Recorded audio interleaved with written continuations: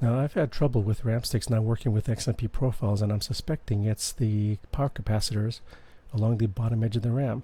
If you miss the RAM slot by accident, you might actually hit the capacitor and knock it loose. And I found that on one of my RAM sticks, and it was actually obvious because two capacitors fell off and one was actually loose. Now even if the capacitor is still there, it still might be loose.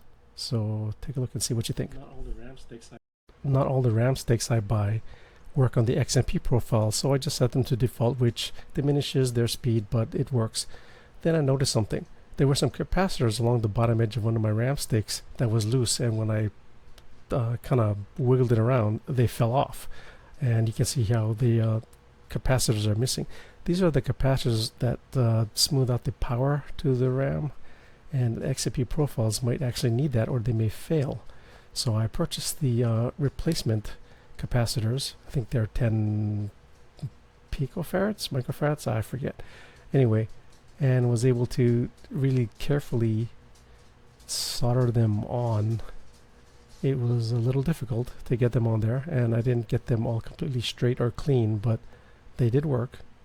The reflections you see there are not metal particles, it's just reflections from the flux that I was using. So after getting the RAM on, you can see that here's a good one, and there's the bad one. One's a little crooked, but it still works. Once I got them replaced, I was able to test the RAM out in the same machine that the XMP profiles were not working.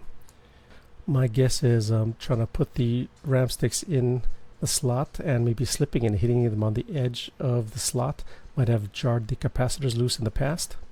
That's a possibility. See how tight that is.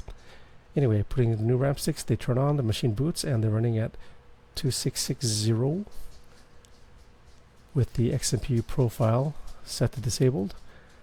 So I'm going to enable the XMP profile and reboot the machine. There we go, profile 1. See, it's set to 3600 now, but I need to reboot it for it to take effect. And here we go. So just the fact that it booted is a good sign, although I think the RAM sticks can boot without those capacitors. Those capacitors only take effect when you have the frequency setting in the XMP profile, and now you can see it's set to 3500. And going into Windows, doing a RAM test, basically just filling up 80% of the RAM and doing a not just a capacity test, but also a heat test. And by the end it did work, so there you go, RAM fixed.